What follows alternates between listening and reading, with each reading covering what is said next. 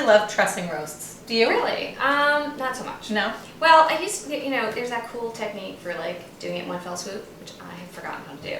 Luckily, I have remembered it with a little bit of memory jogging. Yeah. So we're gonna go for it. Okay.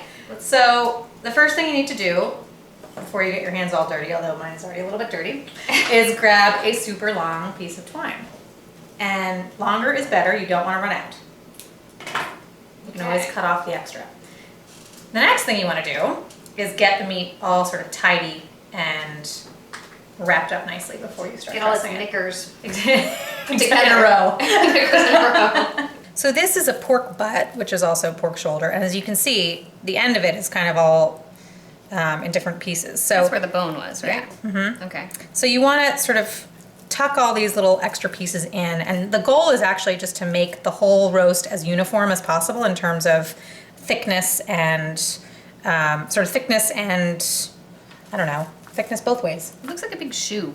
It does look like a big slipper. Yeah. All right. With that in mind, we're going to flip it over now that we've tightened it up a little.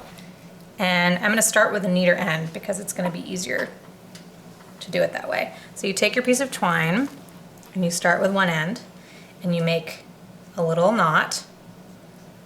And you don't want it too tight, but you want it firm. Do you mind? Yeah, do you mind lending a finger? Thank you. Oops. I was taught that if in the first time you tie it, if you go around twice. Oh yes, you can do it by yourself. It actually holds it. Yeah, if you wrap it around. That's true. But you have me here, so. Exactly. So now comes the part where you have to pay attention a little bit. Using your right hand, well, I'm right-handed. If you're left-handed, use your left hand. You want to grab the twine and make a loop, and you actually use your other hand to complete the loop. And then you wrap the loop around the roast and pull it tight. And it creates this nice little even loop, and you get this vertical piece going down here that sort of keeps everything even. That's Then cool. you repeat, make another loop, flip it. Merrill, that's very cool. Thanks. It's actually really fun to do. It's very satisfying. And to tighten this, you basically pull from side to side, back and forth, and it'll slowly sort of tighten a little. So now, the final step is to go around the back with your twine and loop it under. And then around again. So you basically get the same thing that you were doing on the front, you're just doing it a slightly different way. And this is all just so that things hold well. It's the only reason you're doubling it. And then the very last step is to just flip it over. Oh my goodness. And tie these two guys together.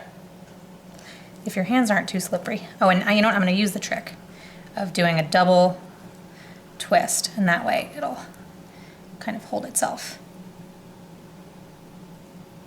Nice work, Merrill. I think you get a gold star for today. Thank you very much.